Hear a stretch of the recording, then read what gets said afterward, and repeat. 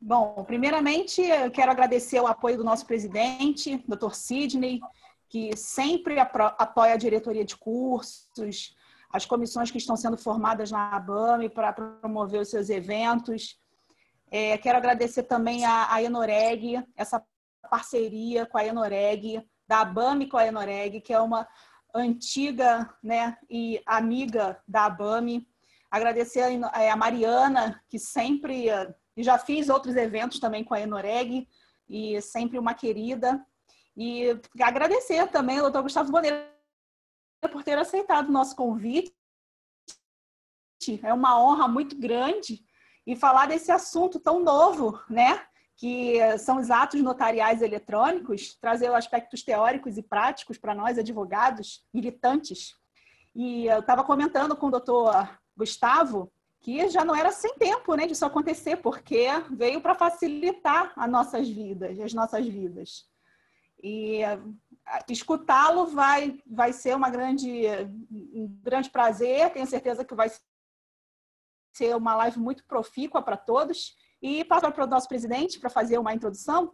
E só a título de informação, o doutor Gustavo ele vai ministrar a live, vai explanar o assunto, e no final a gente vai abrir para perguntas, para ficar uma coisa mais organizada e cadenciada. Tá bom assim, doutor Gustavo? Tá ótimo. Você manda. Tá perfeito. Então tá bom. Doutor Sidney, por favor, tá com a palavra. Eu quero agradecer a presença do Dr. Gustavo, que muito nos honra nessa palestra que nós vamos ter agora dele, num tema bastante pertinente e uma ferramenta muito interessante para nós, advogados, nesse momento de pandemia, de confinamento, de isolamento social, todos nós nos encontramos. Então, é um assunto bastante interessante, de grande valia, como disse para nós, advogados, e ninguém melhor que o Dr. Gustavo Bandeira, do 8º Ofício de Notas, titular oficial do 8º Ofício de Notas, para nos passar todo esse conhecimento. Como disse a doutora Carolina, o nosso procedimento funciona da seguinte maneira. O nosso palestrante faz a apresentação e, ao final, né, as perguntas vão aparecendo, havendo tempo, o palestrante, com o maior prazer, irá respondê-las devidamente. Ok? Então, mais uma vez, doutor Gustavo, muito obrigado pela presença, uma honra para a ABAME tê-lo nessa live, e, num futuro próximo, contaremos com a sua presença de forma presencial lá na nossa associação, com certeza. Né? Agradeço a presença de todos e vamos, então, absorver esse conhecimento que é muito interessante para nós. Muito obrigado. Garanto que eu vou aprender muito mais aqui do que ensinar. Bom, primeiro, é uma honra. Quero agradecer aí ao convite da ABAME, na pessoa do presidente Dr. Sidney, carinho aí também da Carolina aí, que fez o contato e me deu o prazer de poder estar aqui hoje, e com muita felicidade por estar abordando um tema que também reputo de grande importância para esse momento e para momentos futuros, porque eu acho que ele vai revolucionar a atividade notarial como um todo. Então, estamos aqui hoje, distantes, porém, de certa forma, próximos, graças a essa tecnologia, né, que revolucionou as nossas vidas, e há muito que a gente sonha com esse momento. As profissões hoje estão se reinventando, a gente conversava aqui no início, Carolina aqui, os demais, falando disso, né? Como hoje o médico está se reinventando, o profissional de educação física está se reinventando, e as atividades notariais, como essenciais que são notarial e registral, não poderia ficar de fora. A gente, há muito tempo, aguardava por isso. Bom, falando de ato notarial eletrônico, a primeira coisa que vem à mente é o contrato eletrônico, né? O que é o contrato eletrônico? E aí a gente já começa a observar uma certa impropriedade ao falar contrato eletrônico, porque o meio é eletrônico, né? A forma, a gente sabe que não é elemento essencial do contrato, a não ser quando a lei exija, né? Então, o princípio da liberdade das formas, assim, o dita. E o contrato, portanto, vai ser um contrato de compra e venda, de locação, de comodato, seja lá o que for. E o que vai ser diferente aí é o meio. Você tem o contrato verbal, você tem o contrato em papel, em documento, e agora você também tem o contrato em meio eletrônico. Deu um eco, né? Bom, e o que muda no meio? Por que o meio? Qual é a relevância do meio? A relevância do meio é altíssima, porque o meio é que determina a força probatória que aquele determinado ato terá. Portanto, um contrato celebrado de forma verbal vai ter uma força probatória reduzida em comparação a um contrato por documento particular, e no ápice dessa pirâmide nós temos o documento público, um instrumento público que produz prova plena da sua formação e de tudo mais que o tabelião o declare que observou. Então, em resumo, aqui, quando a gente fala do contrato eletrônico, é isso, né? Soa mal falar em contrato eletrônico, porque o contrato não é eletrônico, o contrato será de compra e venda, do que for, e o meio será eletrônico. Bom, trazendo isso, essa breve introdução para o mundo notarial, né? Qual o fundamento legal para se praticar uma escritura eletrônica e por que se levou tanto tempo para que isso se tornasse realidade, né? Já disse aqui e repito que o ato eletrônico é um sonho de toda a classe de notários. Então, por que não o notário não foi lá e fez a escritura eletrônica? A tecnologia está aí disponível, né, para todos, e já está há muito tempo regulamentada a parte no que se refere à celebração do negócio jurídico eletrônico. Há 19 anos, pelo menos, a medida provisória 2200, que se manteve vigente em razão de ser anterior àquela reforma que exige a conversão em lei no prazo de 30 dias, ela já regulamentou o negócio por meio eletrônico, criou o sistema chamado ICP Brasil, o Sistema de Infraestrutura de Chaves Públicas do Brasil, e previu lá que você pode celebrar contratos por meio eletrônico com ou sem o uso do certificado ICP Brasil, e isso aí, o uso ou não do certificado, de novo, vai influenciar na força probatória daquele documento eletrônico. Bom, e por que então que nós não utilizamos essa tecnologia que havia aí? Por uma simples razão, porque a atividade notarial ela tem natureza administrativa. Ela se equipara a um ato administrativo e, como tal, ela é vinculada à lei. Diferentemente do particular, que pode fazer tudo aquilo que a lei não veda, o tabelião, o notário, só pode fazer aquilo que a lei permite e em observância mais absoluta da lei. Então, o que aconteceu? Com a Covid-19 e com a imposição da quarentena, e alguns aí até com lockdown, né? Como Niterói e algumas outras cidades, o Conselho Nacional de Justiça se viu a necessidade de regulamentar o atendimento e a prática do ato notarial de maneira remota. Porque, do contrário, você teria a interrupção de um serviço público essencial.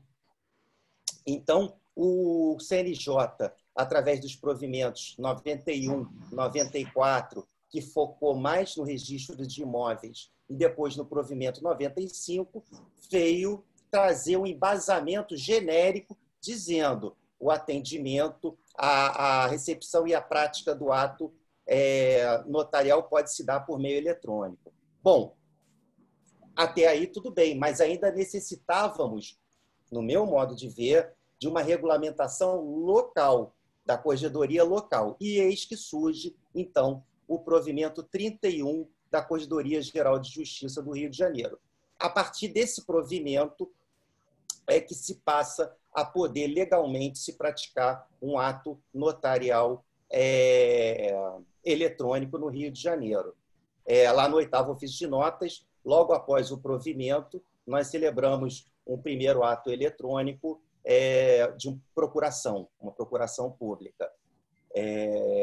Bom, então, o fundamento legal surge a partir daí, com o provimento 31. Eu acho interessante que a gente examine os pontos principais, já que a gente aqui, o tema são aspectos práticos, né, do ato notarial eletrônico.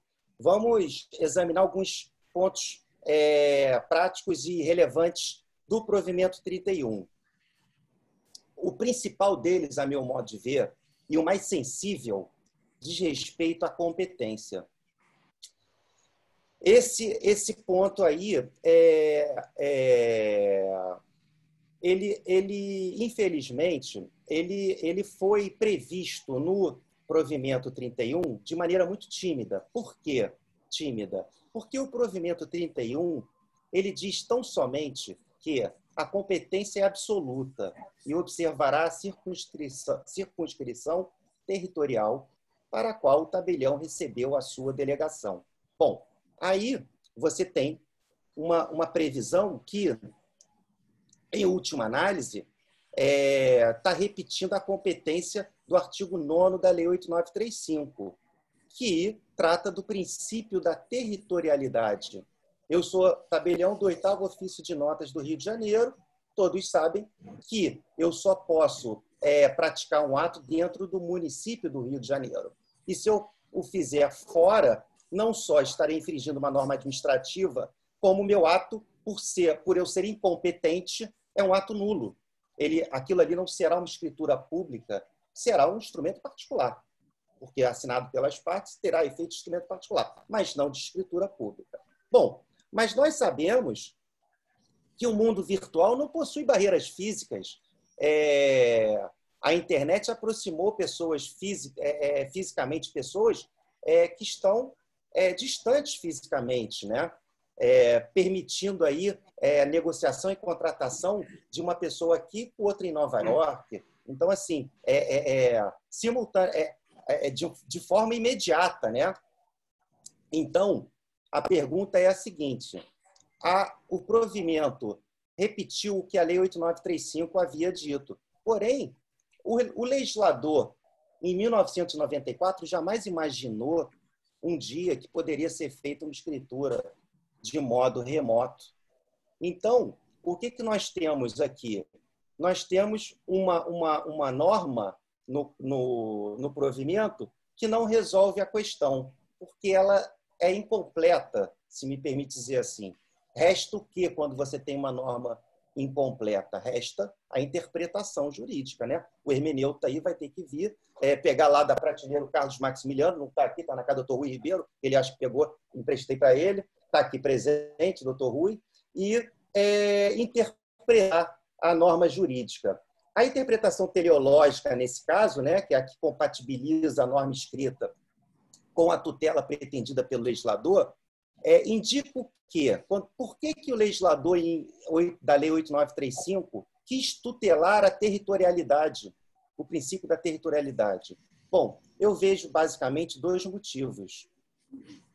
Um é o do concurso público, propriamente dito, porque a delegação do tabelião, do notário, decorre de um concurso. Ela é concedida por concurso para uma determinada região.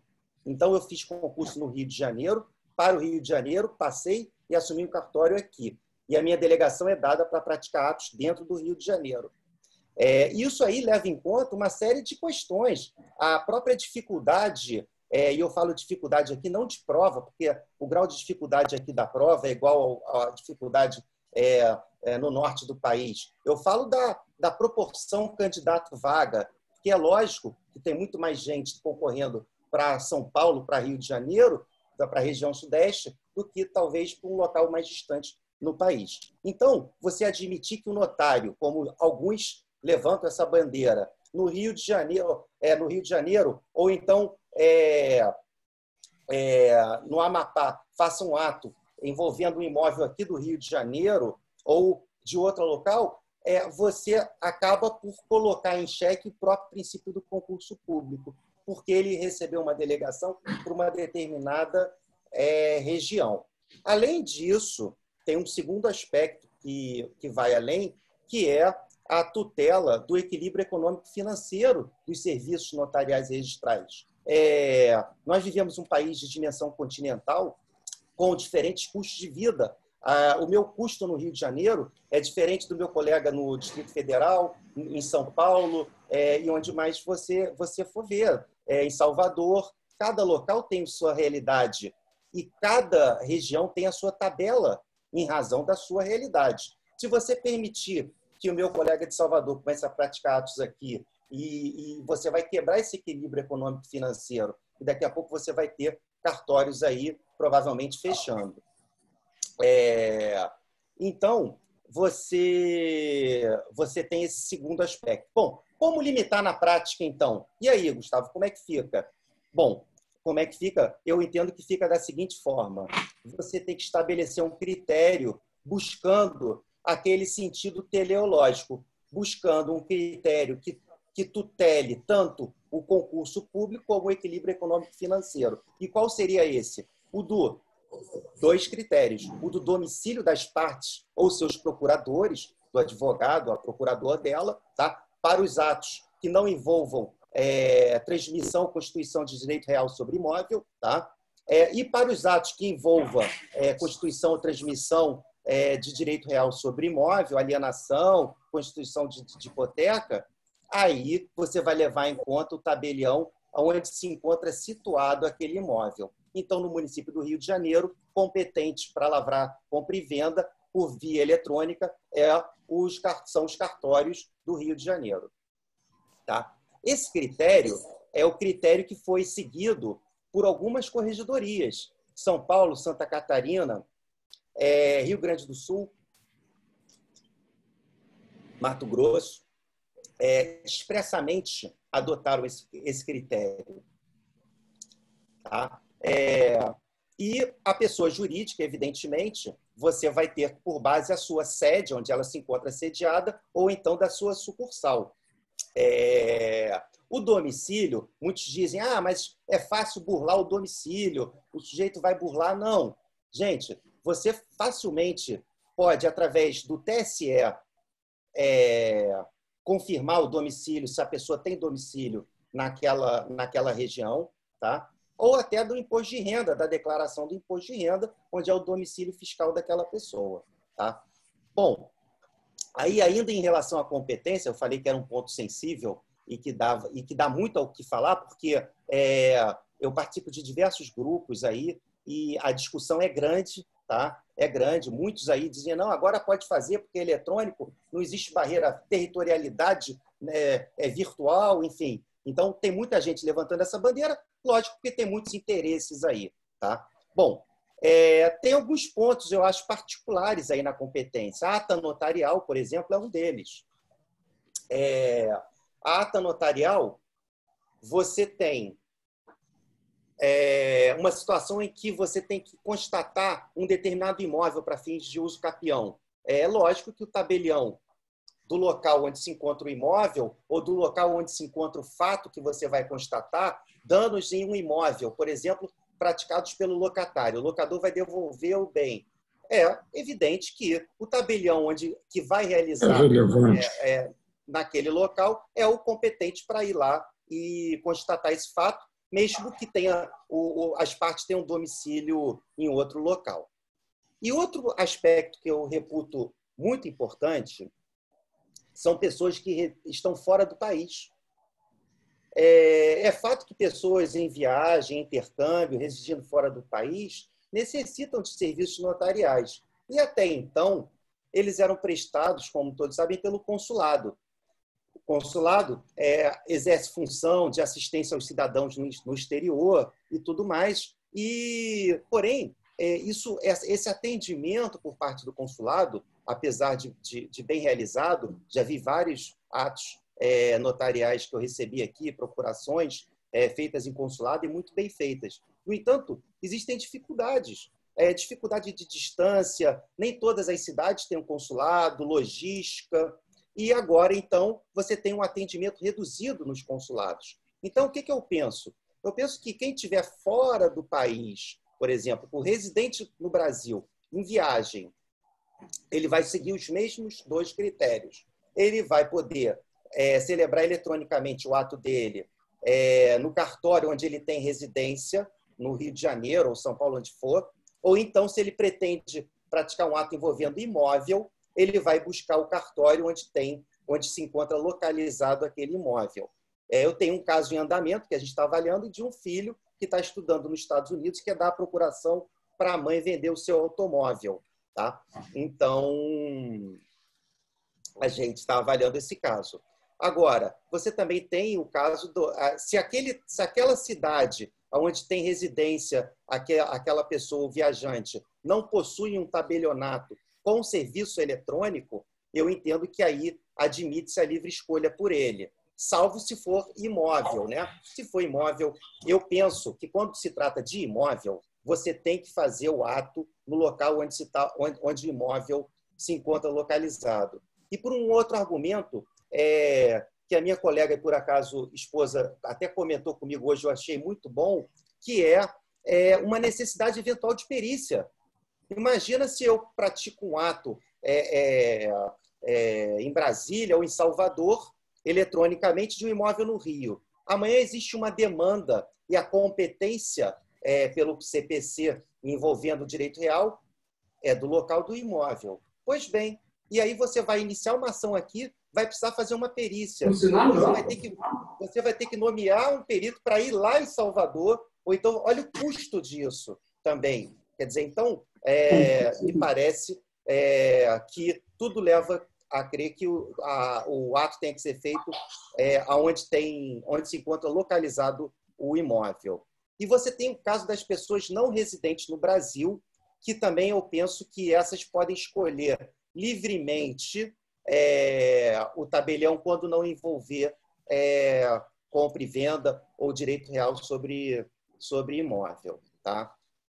Bom, isso que eu queria falar com relação à competência. Agora você tem os tipos, na prática, os tipos de ato notarial eletrônico. Quais são eles? Isso é muito curioso, principalmente para os advogados.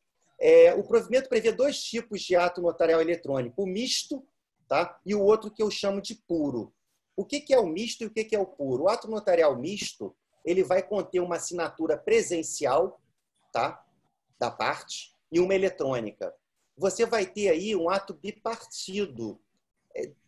Você tem uma exceção clara ao princípio da unicidade do ato notarial. Tá? Começa por aí. E você tem o quê? Você tem uma assinatura presencial. Uma pessoa pode não ter computador, ou pode não querer fazer por via eletrônica, ou pode estar presencialmente, achar que é mais fácil ir no cartório. Então, você pode ter uma situação onde essa pessoa vai assinar o ato físico, tá? E aí tem uma questão que eu vou ressaltar, que exige muito cuidado, e em seguida você vai fazer o ato eletrônico. Então, como se dá isso na prática? Você vai lavrar a escritura, lembrando que a escritura tem requisitos próprios da escritura eletrônica, não dá para copiar e colar, não. Tem que lembrar, tem questões que tem que ser colocadas ali. Não compareceu perante mim aos tantos dias, não. É diferente, através de via eletrônica, etc. Tá?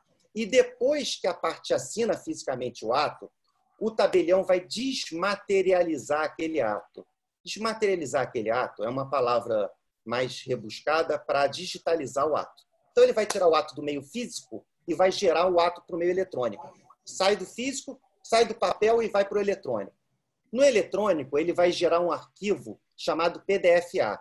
É a coisa mais fácil que tem gerar esse arquivo. Qualquer um do Word pode chegar lá, salvar como PDF, opções, mais salvar como PDF-A. Tá?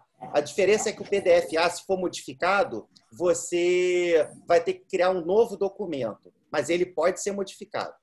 E aí que entra a minha observação. Tá? Quando você pratica um ato misto, a minha sugestão é a seguinte: no momento em que você gera o arquivo PDF-A, antes de você encaminhar para os outros participantes do ato, é fundamental que o tabelião assine com o certificado eletrônico dele o ato notarial que ele criou. Por quê?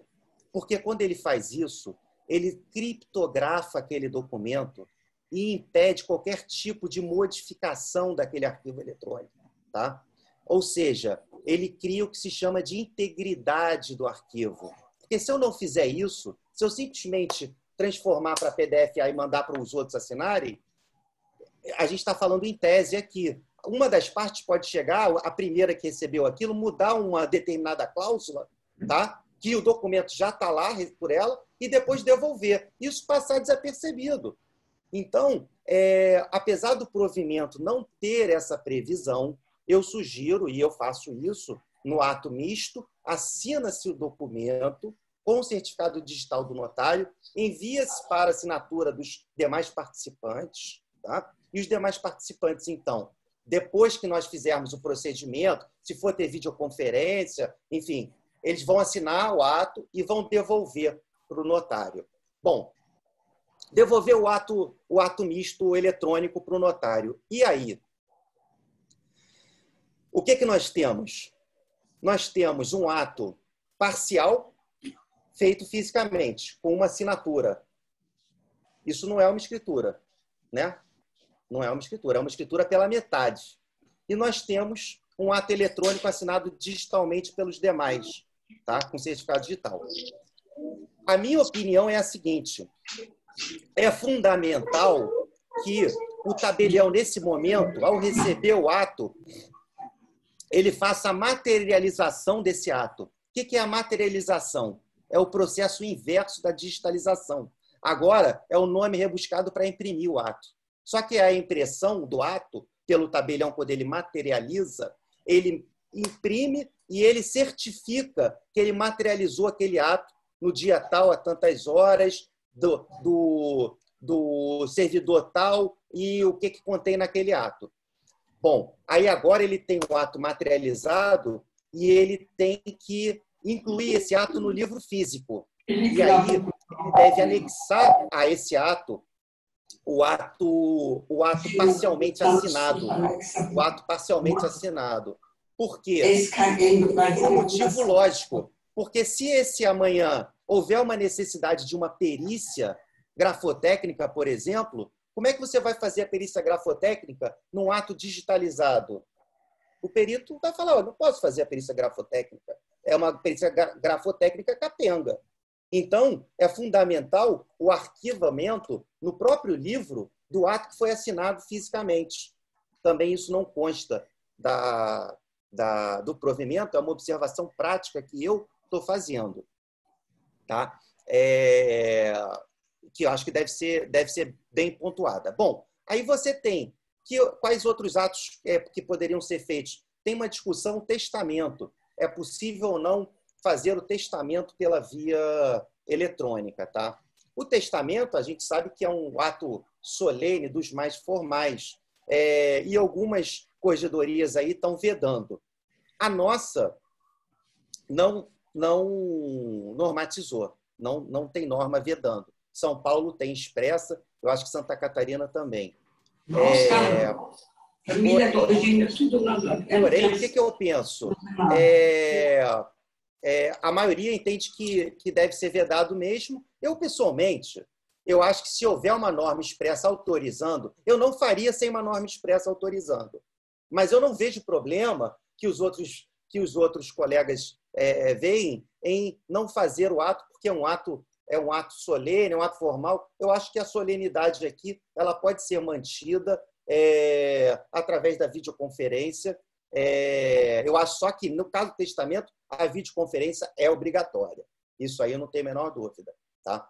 Então, assim, é a minha opinião com relação ao testamento.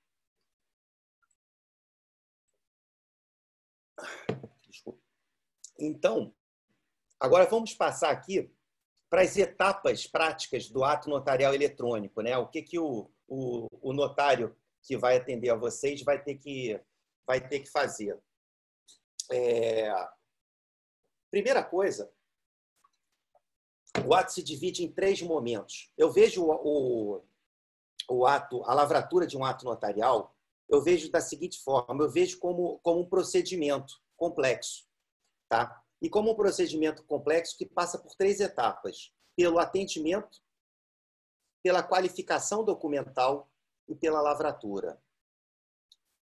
O atendimento é o primeiro contato com o usuário. É onde ele vai trazer, vamos colocar assim, a pretensão notarial, né? Então, nós temos a pretensão inicial, lá da petição inicial, onde você vai narrar os fatos e o direito, né? No artigo 282 do CPC. Bom, 282, não sei mais qual artigo, mudou tudo. Mas você tem a pretensão notarial, que a parte vai chegar e vai falar: olha, gostaria de fazer isso assim, assado, fazer uma permuta, etc. E você vai ouvir a parte como? Hoje, o artigo 2º do provimento diz que você vai usar todo e qualquer recurso tecnológico previsto, seja videoconferência, e-mail, aplicativo troca de mensagem, etc. Feita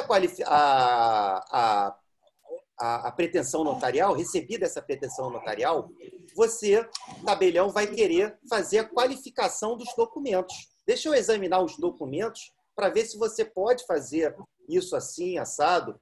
É lógico que quando a gente está trabalhando com advogado, o advogado já traz isso mastigado, né? Porque já analisou, já fez tudo. Olha, quero fazer isso aqui. Dificilmente pode acontecer de haver algum tipo de coisa adequar, mas, em regra, a coisa já vem devidamente mastigada. Mas a recepção de documentos é outra coisa que merece observação, porque eu acho que vocês vão precisar disso na prática da advocacia de vocês. Porque fora a forma tradicional, correio, mensageiro, logs da vida que você pode usar, o artigo 6º, repetindo o provimento do 95 do CNJ, o artigo 6º do provimento 31 do Rio de Janeiro, dispõe que os oficiais de registro e tabeliães deverão recepcionar os títulos. Deverão, tá? Eles deverão recepcionar os títulos natodigitais e os títulos digitalizados com padrões técnicos. Bom, o que significa isso? Os títulos natodigitais estão definidos aí. Exemplo de um título natodigital é aquele arquivo em PDF que a gente gera para as partes assinarem. E aí, depois de tudo pronto, eu gero um traslado digital, tá? Também natodigital em PDF-A, e encaminho para o advogado. Então, hoje eu posso fazer a procuração e, na mesma hora, 15 minutos depois, eu estou te mandando o traslado daquela procuração. Bom, mas o que é o principal disso tudo aqui? Além de você... hoje você tem a possibilidade de digitalizar os documentos, tá? De forma que o resultado daquele arquivo que você digitalizou é equiparável ao documento digitalizado. É quase como o particular hoje faz uma autenticação. Você está autenticando o documento com fé. Não é fé pública, porque a fé pública só o notário tem. Mas a lei está dando uma presunção de autenticidade para aquele documento que você digitalizou. Que lei é essa? É o Decreto 10.287, que regulamentou a Lei da Liberdade Econômica. Tá? Ele é de extrema importância. E ele prevê que você... Vou dar um exemplo prático de utilidade dessa lei. Você tem um contrato de locação físico, assinado, tá? Assinatura autográfica. E aí você quer averbar ele no RGI para fins de preferência. Bom, você pode ir lá ou você pode fazer o seguinte. Com base nessa lei, você digitaliza esse ato, tá? E a digitalização exige requisitos que são os seguintes. Você vai digitalizar, vai gerar um PDF-A, que seria o arquivo adequado para um contrato de locação, tá? E vai inserir os metadados que a lei, o decreto, prevê que tem que constar desse arquivo eletrônico. Quais são eles? O nome de quem realizou a digitalização, o conteúdo daquele documento, né, o título daquele documento, a data em que foi feita a digitalização. Feito isso, você tem um documento apto a ser recepcionado pelo RGI. Como? Você vai entrar, por exemplo, no Rio de Janeiro, no site dos registradores.org.br, vai acessar o e-protocolo, tá? Que todo mundo pode acessar, qualquer particular, e você vai fazer o upload desse título solicitando a averbação. Ele vai ser recepcionado, tá? E vai ser... só um detalhe. Você vai, depois que você criou o arquivo, você tem que assinar. Quem digitalizou ele vai ter que assinar ele com certificado digital. Só aí, no momento em que você assina ele com certificado digital, é que ele ganha essa equiparação ao documento original. Então, aquele contrato de locação sai do físico para o eletrônico, tá? Então, é quem digitalizou, repito, não é quem assinou o contrato de locador e locatário, é quem digitalizou o documento. É importante, porque às vezes quem lê o provimento pode se confundir, tá? Bom, voltando aqui para as 3 etapas que nós estávamos abordando. Atendimento, passamos, recepção dos atos, e agora o tabelião já qualificou a documentação e ele vai decidir pela lavratura ou não do ato. Então, ele decide pela lavratura, ele vai redigir o ato, vai gerar um PDF-A, tá? Para as partes, né? O arquivo eletrônico, e vai encaminhar para elas, através de e-mail, como for. Tá? Elas vão receber esse documento eletrônico e vão fazer a leitura em casa desse documento eletrônico. Vamos marcar, então, você vai ter 2 opções. Se for uma pessoa desconhecida do cartório, né? Você vai fazer, eu sugiro, não é obrigatório, mas eu sugiro que seja feita uma videoconferência. Nessa videoconferência, que eu recomendo, o tabelião vai não só enfatizar a identificação, confirmar a identificação daquela pessoa e avaliar a capacidade dela para praticar um ato jurídico, né? Se ela aparentemente se encontra sã, etc. Bom, como eu disse, o provimento não obriga a videoconferência, mas eu acho que, não sendo pessoa conhecida, é algo que a gente deva utilizar. Como se abre a videoconferência? Eu utilizo essa aqui que nós estamos usando agora, o Zoom.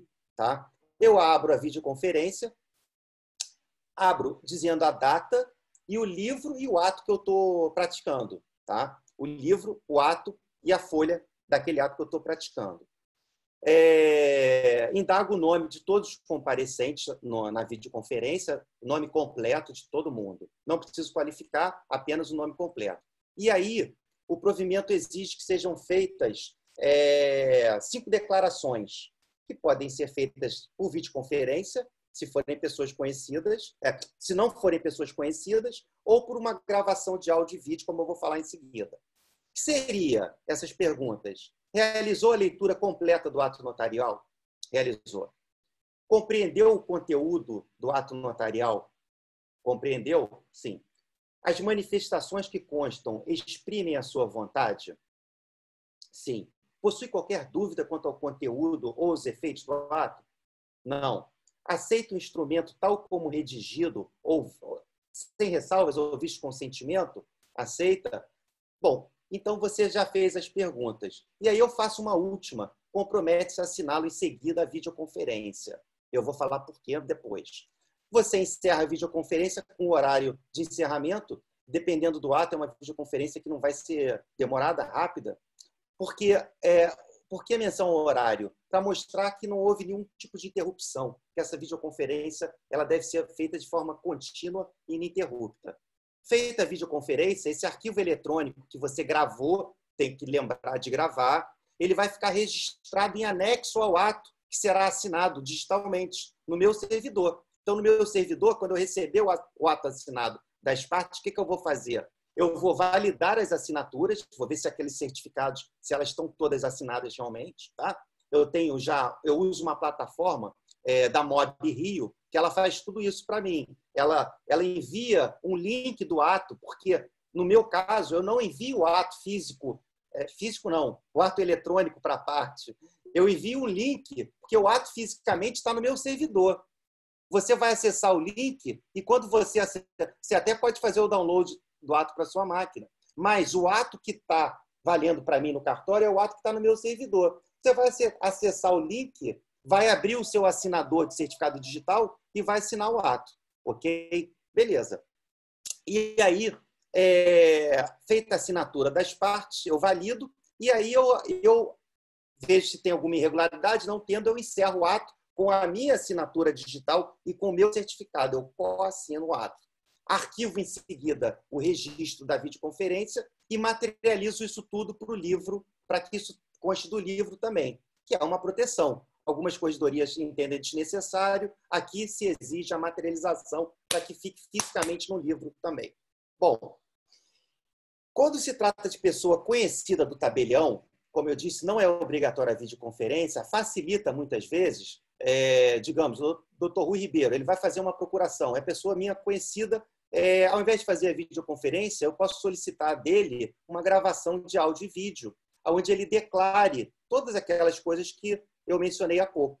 E aí ele me manda essa gravação de áudio e vídeo, e essa gravação vai ficar anexada ao ato que será praticado. Bom, quais são alguns aspectos que podem acontecer aí, que a gente vai pensando, né?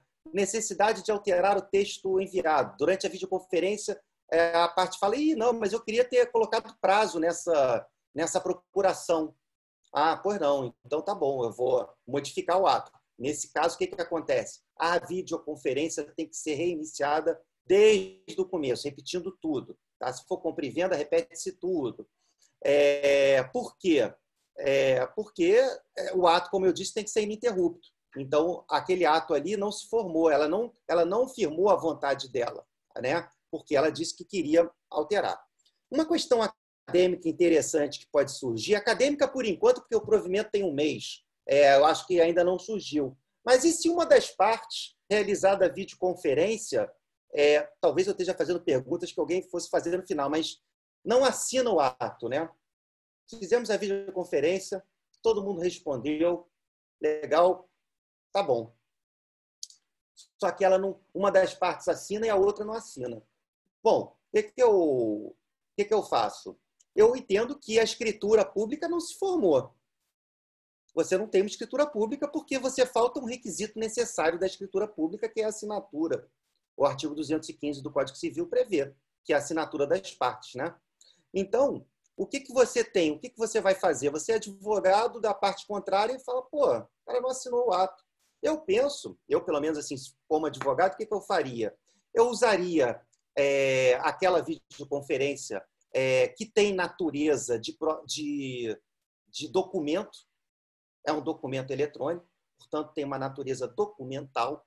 Então, eu usaria aquela com base no artigo 439 do CPC, eu usaria, e por aplicação analógica do artigo 407 do Código, que diz que o documento feito por oficial público incompetente ou sem observância das formalidades, sendo subscrito pelas partes, e aí entra a parte da interpretação jurídica, sendo subscrito pelas partes, tem a mesma eficácia probatória do documento particular. Então, eu ia pedir para o juiz suprir aquela assinatura, porque o cartório não vai levar registro, o RGI, né? Porque o documento é particular. Então, eu ia pedir ao juiz que suprisse aquela declaração de vontade e, portanto, me outorgasse aquele ato.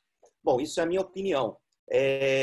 Você também pode ter um caso em que o tabelião, depois de recebida a escritura, verifica uma irregularidade superveniente, caso em que ele não vai assinar o ato, ou vai ser refeito, ou então, se é um vício que ele percebeu que existe, uma coação e tudo, ele simplesmente não vai assinar o ato, não vai encerrar. Você, de novo, não vai ter uma escritura pública, porque falta o requisito encerramento, assinatura do tabelião.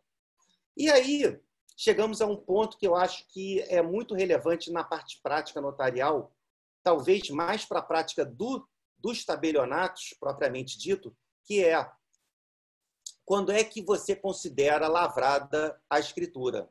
Isso tem uma relevância administrativa, tributária e também civil para fins de prescrição e decadência, né? Quando é que aquele ato realmente surge como escritura pública propriamente dita? Eu entendo que o provimento diz que deve constar do ato notarial as datas em que foram colhidas as assinaturas. Para mim, é uma impropriedade aí. Por quê? Porque no negócio eletrônico, você não colhe as assinaturas. Eu não vou coletar as assinaturas porque eu não estou fisicamente com a pessoa. Eu vou mandar o arquivo, vou mandar o link e ela vai ter que assinar. Então, na prática, eu não tenho como prever, e é um requisito que diz ali no provimento, a data que vai ser assinado. Qual é a solução aí? Porque a escritura só existe como documento público quando o tabelião encerra e assina. Antes disso, não há documento público. E, enquanto as partes não assinam, por mais que você tenha uma data ali dizendo que aos tantos dias do mês tal, de não sei quando, aquilo não é a data em que a escritura pública nasceu. Ao menos a escritura eletrônica. E a solução para isso, a Corregedoria de São Paulo soube encontrar, que é o quê? É conceder um prazo, e lá a Corregedoria de São Paulo fez isso na escritura tradicional, que se aplica para a escritura eletrônica também. Você tem um prazo de até 30 dias, tá? Para poder as partes assinarem o ato. E o que acontece se elas não assinam o ato, seja físico, seja eletrônico, em 30 dias? Aquele documento é incompleto.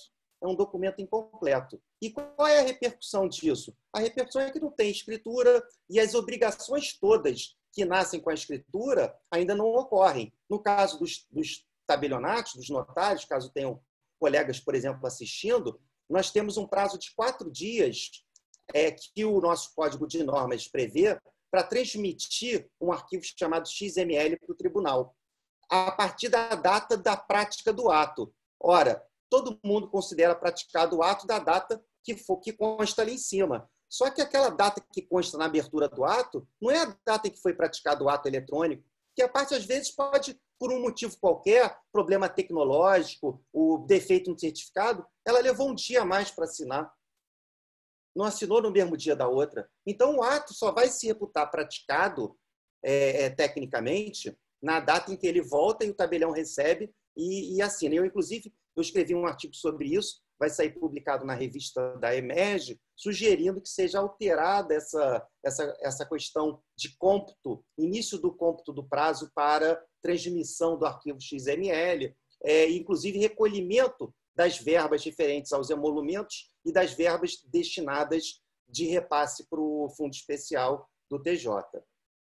Bom, passada essa parte, nós entramos na identificação. Carolina, qualquer coisa você me interrompe aí se eu extrapolar, tá, o tempo aqui.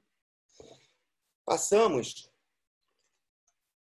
para a identificação das partes. Tem um aspecto prático aqui que eu acho que no mundo eletrônico deve ser observado, que às vezes as pessoas não sabem, que não tem mais costume com isso. O tabelião, evidentemente, faz parte da sua atividade a identificação das partes.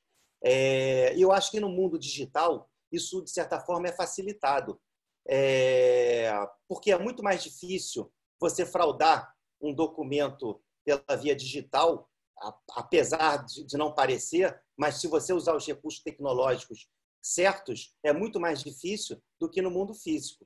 No mundo físico, a gente já viu diversos casos aí de pessoas estarem com identidade falsa, tentando praticar atos notariais. Então, uma das formas de identificação eletrônica que existe desde março de 2017 é pela CNH eletrônica, pela CNH digital. A CNH digital, ela possui, se você tem um QR Code. Esse QR Code permite que você me envie, por exemplo, o Sidney tem uma CNH digital.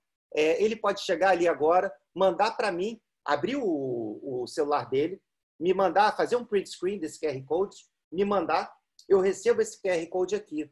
Eu vou abrir esse QR Code e com o aplicativo do SERPRO, que é um órgão do governo de tecnologia, chamado VIO, V-I-O, você vai fazer a leitura daquele QR Code e você vai ver ali nome, foto, filiação e número de identidade, CPF, tudo mais. Isso é criptografado. Não tem como você burlar isso. Não tem como como gatuno ir lá pegar e vou criar aqui, vou falsificar. Não, não tem. Tá?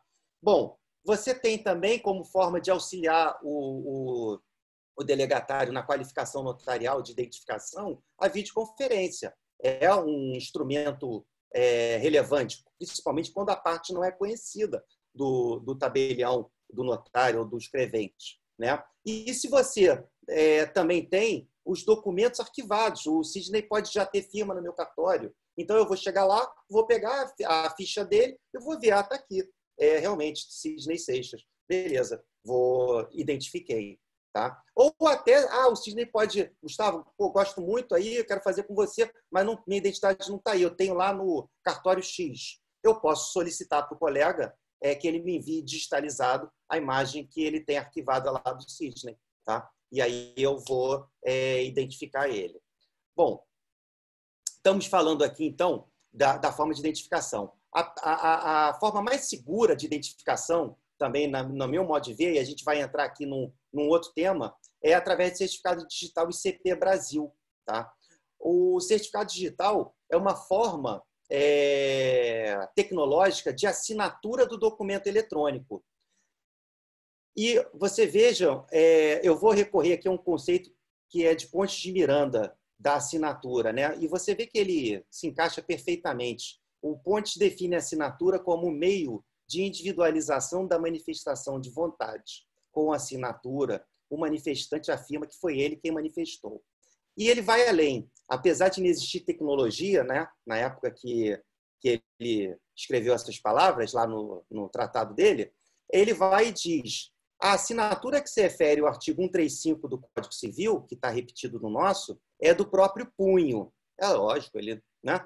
Todavia, ele diz, quem adota para os atos repetidos outro meio de assinar, aí ele dá um exemplo, máquina ou carimbo, expõe-se a que se dê sem assinatura autográfica a individualização da manifestação da vontade. Por isso que quando eu falei lá naquela videoconferência, quando você tem a Carolina numa videoconferência dizendo que está de acordo, que concorda, que ela está, de certa forma, assinando ali. Ela está dando o ok dela. Qual é a diferença dela lançar ou não a assinatura? Formalmente, para mim, porque a escritura não vai existir, mas a manifestação de vontade, de fato, ocorreu. Eu identifico quem deu, quer dizer, eu acho que, quanto a isso, não há dúvida. No mundo tecnológico, você tem uma ferramenta que faz exatamente o que o Pontes de Miranda falou aqui. É o certificado digital. Ele confirma de maneira inequívoca autoria e manifestação de vontade, porque ele vincula aquela assinatura àquele documento. Não tem como você fraudar isso. Não existe. Você até, para fazer isso, o que uma pessoa me disse uma vez, você vai precisar de um recurso tecnológico tão grande e de tanto tempo que não vai ter efeito prático nenhum.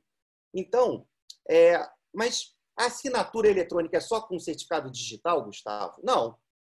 Não existe uma forma válida, um meio válido. Qualquer meio que possibilite, como o Pontes de Miranda falou ali, a individualização daquela manifestação é meio válido. A própria MP 2200 diz isso. Olha, quem não quiser usar certificado digital não precisa. Agora, não vai ter a presunção que o certificado digital confere. Bom, então, qual é o meio que você pode usar? Você pode usar certificado digital de outras estruturas, que não da ICP Brasil, que não seja da infraestrutura de chaves públicas Brasil. Você pode usar uma plataforma de assinatura, como tem várias aí. Em Santa Catarina foi até criativo. Sabe o que Santa Catarina fez? Autorizou o tabelião a assinar a rogo, com o certificado dele. Então, nós estamos na videoconferência aqui. Eu vi aqui a Vânia manifestando a vontade dela. Ela já me deu o consentimento quando fez o requerimento para proceder ao ato. E lá em Santa Catarina é tudo por videoconferência, tá? Não existe o uso do certificado digital, a não ser pelo tabelião. E aí o tabelião, ele é quem vai assinar o ato eletrônico a rogo pela Vânia. Então, a Vânia não precisa ter o certificado digital. É um problema, às vezes, a parte não tem um certificado digital, é verdade.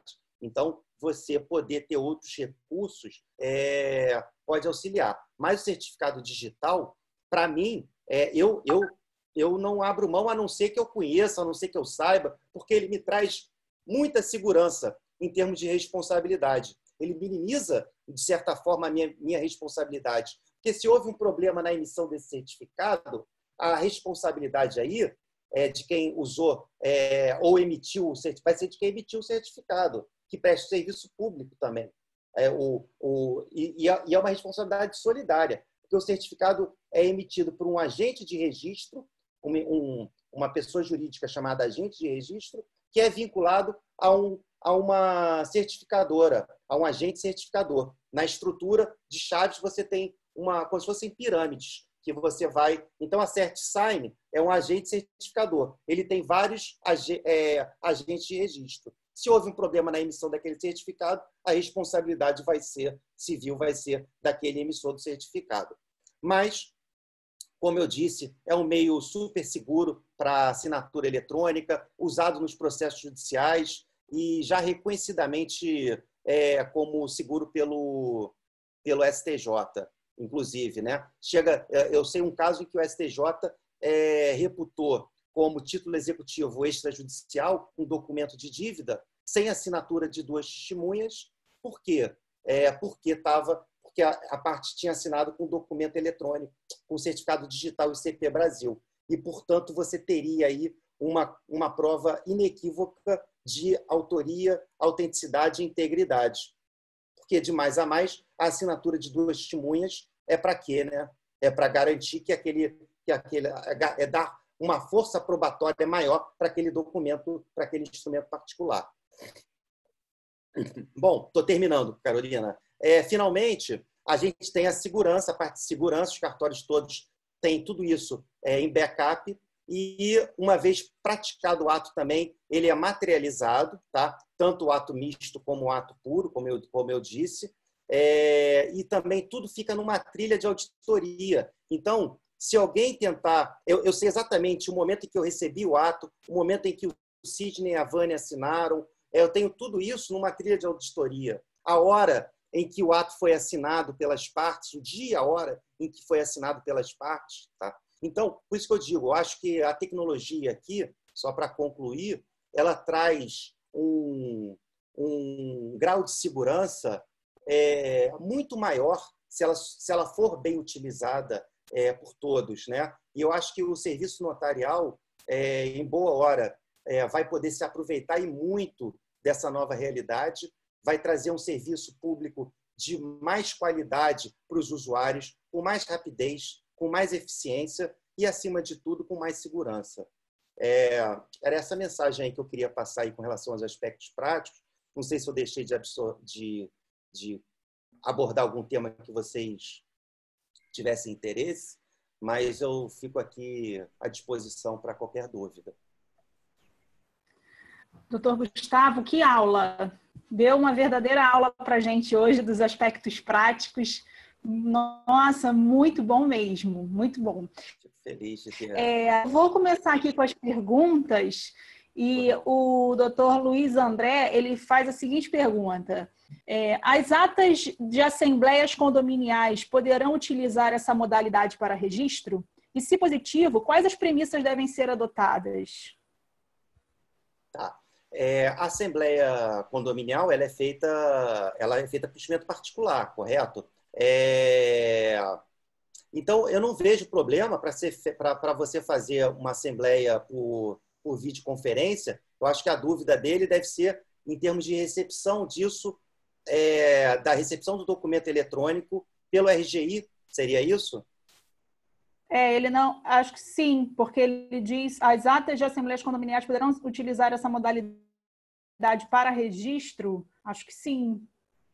Assembleia de condômino? Olha, eu não vejo eu não vejo problema, não. Acho que é possível.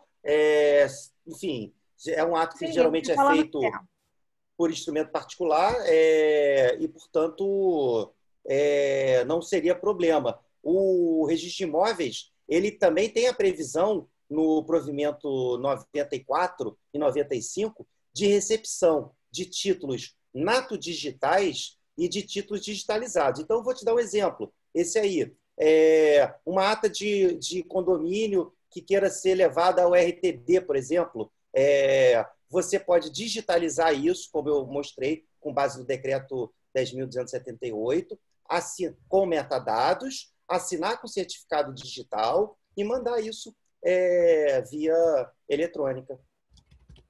Perfeito. Doutora Andréa Pizarro. Doutora Andréa Pizarro, a senhora gostaria de fazer uma pergunta para o doutor Gustavo. Fique à vontade. Pois não, doutora Andréa? Só abrir o microfone. Doutora André, deixa eu abrir para ela o microfone. Espera aí, só um instante.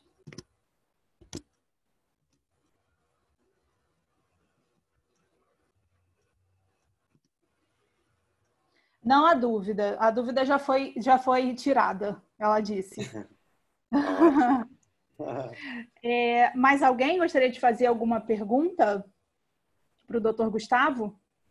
O momento é esse. Doutor Cláudio. Na explanação dele já tirou a minha dúvida, ok? Ok, doutora Andréia. Ok.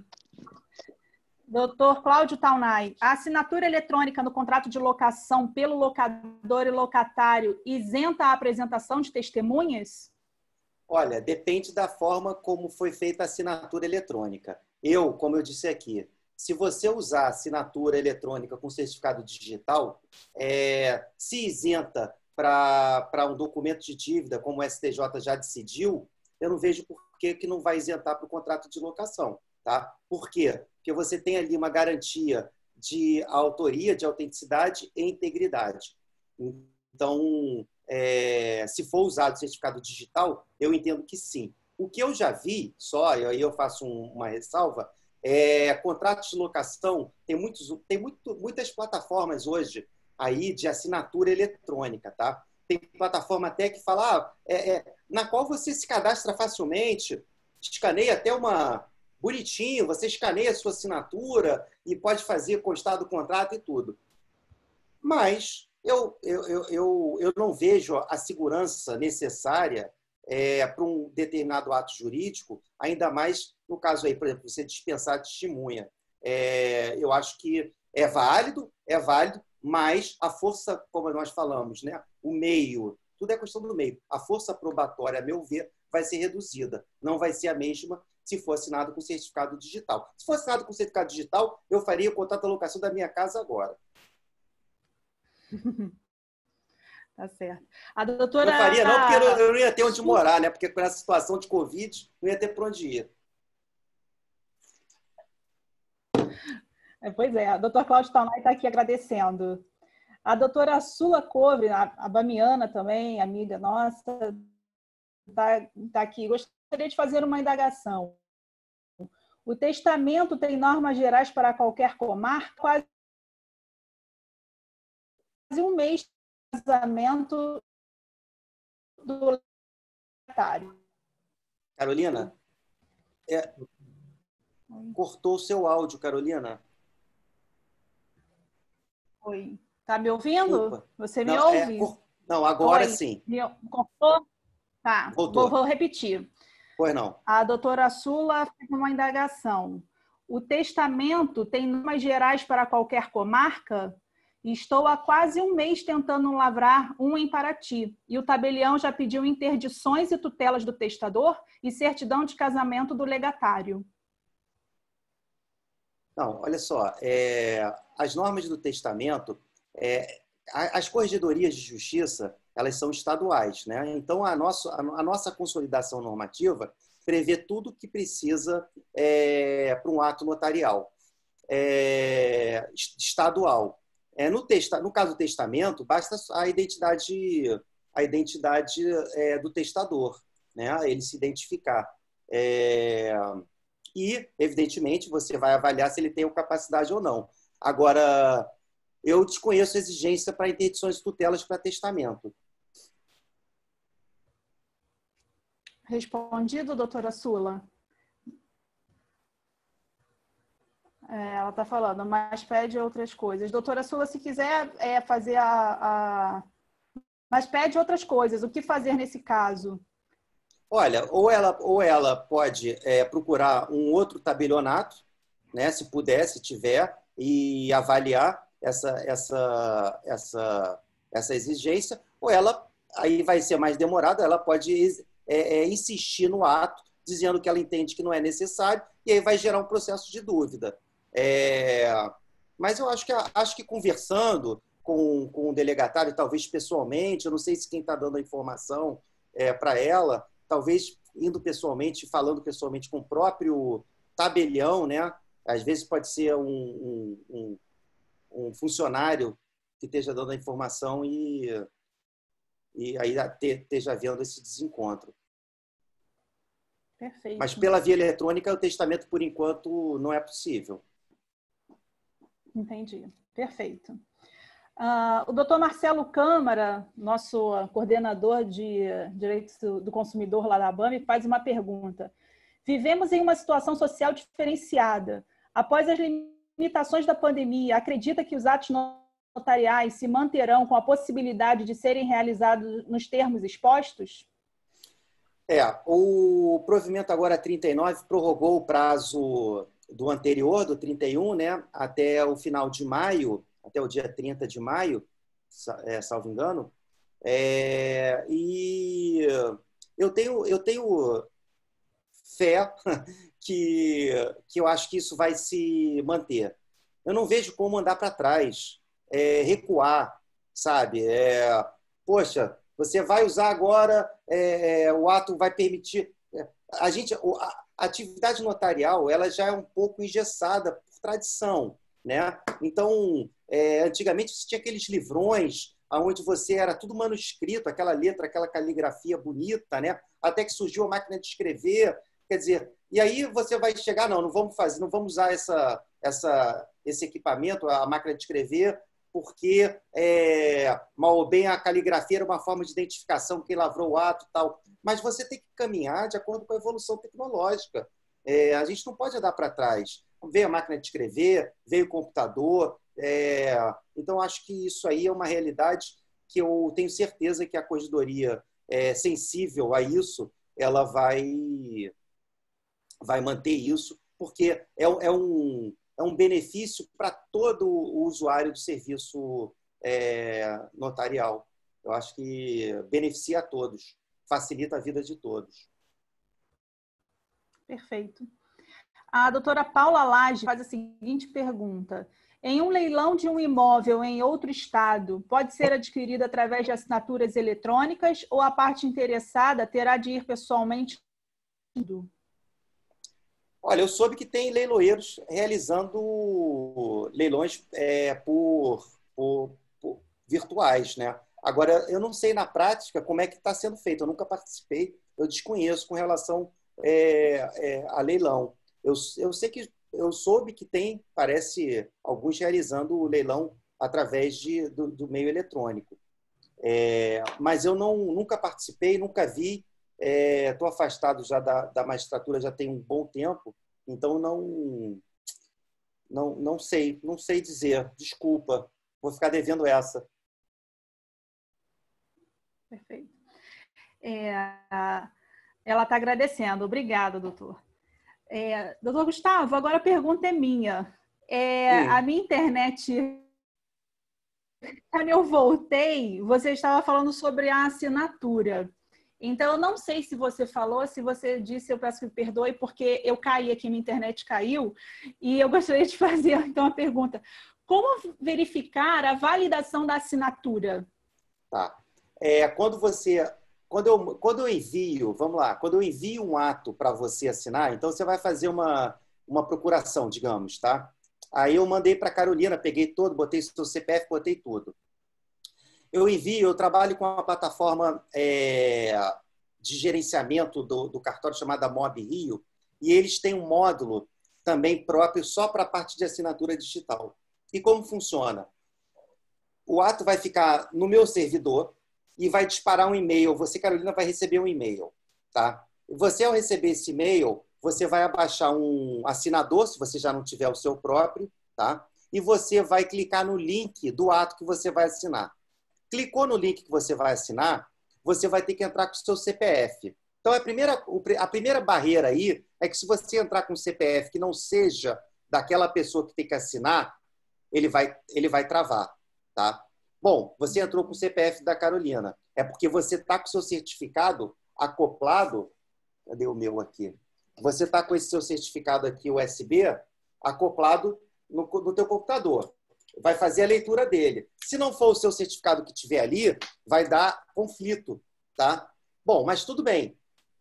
A gente tem que pensar em tudo. Você assinou o ato, devolveu, eu vou receber lá, no momento que você assina, no mesmo segundo, se eu estiver acompanhando no meu sistema, eu vou ver. A Carolina assinou. Eu vou abrir esse ato e vou clicar numa canetinha que tem. O meu sistema automaticamente já vai me falar, ó, validada a assinatura. Mas eu posso fazer isso manualmente. Eu vou lá no ato. Se eu te mandar um PDF-A, você pode ver se foi assinado por mim ou pelo Sidney. Você vai abrir o arquivo e vai ter uma canetinha do lado esquerdo. Você vai clicar nela. Ao clicar nela, vai aparecer atos assinados com certificado digital. Você vai clicar ali e ele vai abrir quem assinou. E também, alguns assinadores, no final do ato, se você abrir o PDF e for lá embaixo dele, vai ter um assinado com certificado digital. Aí você clica nele ali também, aparece ali quem assinou, a hora que assinou, e você consegue validar aquela assinatura. Ah, perfeito. Interessante. Eu posso, depois, se você quiser, eu te mando um arquivo assinado para você tirar a prova dos 9. Ah, tá bom. Ah, tá bom. Obrigada. Aceito. Tá bom. É bom a gente saber, né? Sim. É prático. É tudo muito novo, né? Então a gente tá aprendendo juntos. É verdade. Quem usa Macintosh, às vezes, tem dificuldade com assinadores digital, tá? Quem usa Mac em casa. Um que eu gosto muito é o da Serpro. A Serpro tem um assinador que roda muito bem para Mac, para PC e para Mac, tá? Então, vai aí a dica para quem usa Mac. Boa dica. Boa dica. Obrigada. O Ricardo pergunta: meu nome é Ricardo Paziani, trabalho no consulado em Miami. Agradeço demais a palestra. Gostaria de saber se há legislação que permita ao consulado realizar esses documentos por videoconferências. E, alternativamente, seria possível orientar residentes na Flórida a buscarem documentos em cartórios no Brasil? Oi, Ricardo. Olha, eu penso o seguinte, ao consulado, a pergunta era se a legislação permitiria ao consulado realizar o ato dessa forma. Isso, por videoconferência. Por videoconferência. Eu não sei se... eu acho que o consulado talvez tivesse uma norma expressa para autorizar, realizar essa... Porque não se resume a videoconferência, né? Tem toda a parte procedimental do ato e da lavratura do documento eletrônico. Então, a norma que a Corregedoria fez foi destinada aos cartórios. Eu acho que os cartórios vão ser, talvez, um facilitador dos consulados para quê? Para reduzir, assim como a gente trabalha com a desjudicialização, né? Hoje fazendo divórcio, separação do judiciário, a gente vai fazer com que talvez o consulado possa se dedicar mais a aspectos de auxílio ao cidadão local, de emissão de passaporte e tal, do que propriamente ao ato notarial. Eu acho que com o ato eletrônico passa a ser desnecessário que o consulado realize, na medida em que você tem cartórios do Brasil inteiro realizando o ato notarial eletrônico. Então, para que você vai vamos colocar assim, a autorização para que o consulado pratique atos notariais decorre do fato de você não ter o serviço notarial naquele país. Então, o cidadão que está lá nos Estados Unidos ou na França, ele precisa praticar o ato notarial. Ora, a partir do momento em que ele pode praticar o ato notarial, porque o meio eletrônico criou essa possibilidade de colocar os cartórios todos lá, né, à disposição dele, ele pode recorrer a esse a esse diretamente com os cartórios, que são os competentes para lavrar o ato. Só não pode lavrar porque a gente não podia estar fisicamente em Miami ou em Las Vegas ou onde quer que seja. Tá? É como eu vejo. E ele pergunta, seria possível orientar residentes na Flórida a buscarem documentos em cartórios no Brasil? Orientar a buscar documentos em cartórios no Brasil. Bom, hoje, você, com a desmaterialização, digamos que a pessoa esteja lá na Flórida e precise, por exemplo, de uma certidão notarial, de um ato notarial ou de uma ONS reais. Hoje ela pode pedir isso eletronicamente de maneira simples, rápida e fácil. Tá? Ela precisa de uma certidão de nascimento. Ela pode entrar também pela plataforma dos registradores civis e solicitar essa certidão de nascimento. Então, eu acho que praticamente todos os atos que envolvam cartório é possível solicitar através do meio eletrônico.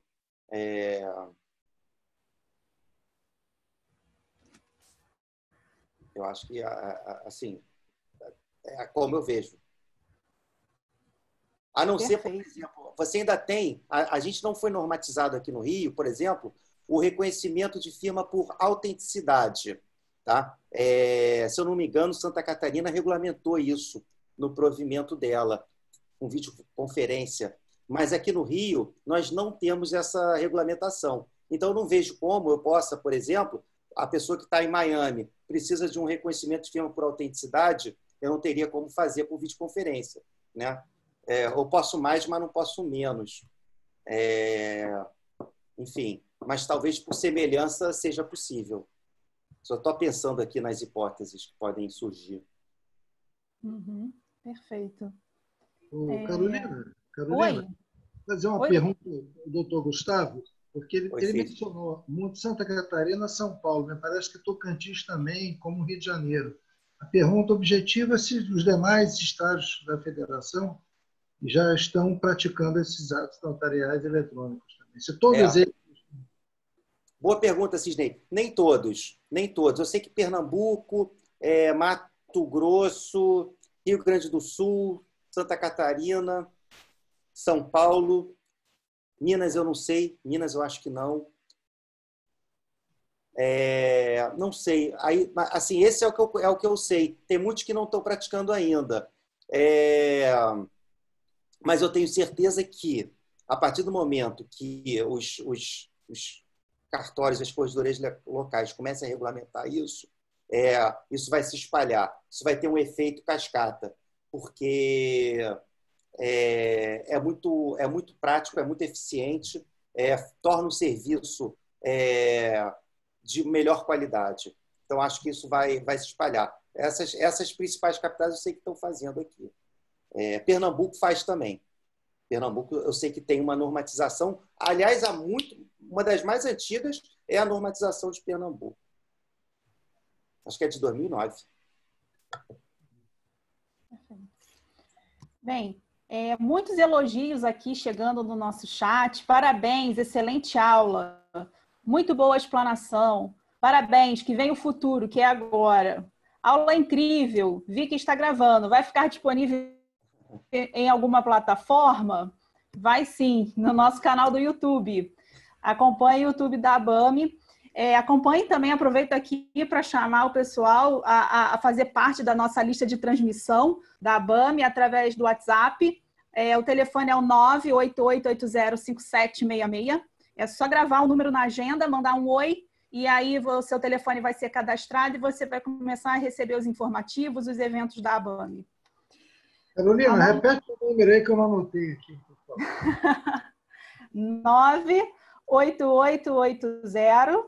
8880-5766. Tem as nossas redes sociais também, Facebook é @abamianos, o Instagram é abami_oficial. Sigam a gente lá nas nossas páginas, nas redes sociais. A Camila Estela disse, aula incrível. A doutora Mônica, doutor Gustavo, obrigada por partilhar tantos conhecimentos, parabéns. Doutor Edson Balbino, excelente apresentação do doutor Gustavo Bandeira, muito elucidativa. Doutora Réia, parabéns ao doutor Gustavo pela brilhante explanação e à ABAN e pelo convite. Muito obrigado. E aí as pessoas elogiando, parabéns, super aula. O futuro já chegou com segurança. Obrigada, doutor Gustavo. Parabéns, tenha uma excelente noite. Outro disse aqui que o senhor citou o Ponte de Miranda, que o senhor é um poço de conhecimento, elogiando muito. Poço de conhecimento é ele. Era o Pontes, né? A Evanil Ribeiro pergunta aqui: uma pessoa no exterior, para assinar uma escritura, precisa de um certificado ICP Brasil ou pode usar um do local onde reside? Então, é o que eu falei aqui, pode. Vai depender, não é obrigatório o uso do certificado ICP Brasil. Porém, eu, por exemplo, eu tento sempre, se que possível, solicitar que seja utilizado, né? Principalmente quando eu não conheço a parte para quê? Para garantir maior segurança ao negócio. Agora, o nosso provimento não proíbe o uso de outras formas de assinatura. Então, nos Estados Unidos, você tem certificados digitais que não são da estrutura de chaves públicas brasileira, mas lá o princípio deles é diferente. Quer dizer, eles permitem que empresas tenham mais autonomia na emissão de certificados digitais, né? Trabalham um pouco mais com a boa-fé, como a gente está começando a trabalhar aqui agora, com a digitalização, né, ser permitida. Então, assim, eu acho que... Mas é possível, sim, tá? Respondendo a pergunta dela, é possível assinar uma escritura lá com um certificado local ou através de um outro tipo de assinatura eletrônica? Sim, é possível juridicamente, sim. Tá? A não ser que ela esteja vendo o imóvel, por exemplo, seja num estado que exija o uso de certificado digital por parte né, das partes. Eu acho que São Paulo, por exemplo, exige o uso de certificado digital, se eu não me engano. Se não me falha a memória, eu posso confirmar. Não sei onde fica o imóvel dela. Desculpa, Evanil. Evanil, ele está dizendo que ele não é mulher, é homem. Desculpa, Evanil. Evanil, né? Evanil. Assinatura por todas, mediante certificado digital ICP Brasil. São Paulo exige, sim, que todos assinem com certificado digital. Perfeito. Algo engano. Bom, em breve utilizaremos esses conhecimentos para a prática dos atos. O novo instituto veio para ficar, diz o Eduardo Guimarães. A Mônica Almeida diz: parabéns, excelente explanação sobre essa nova modalidade.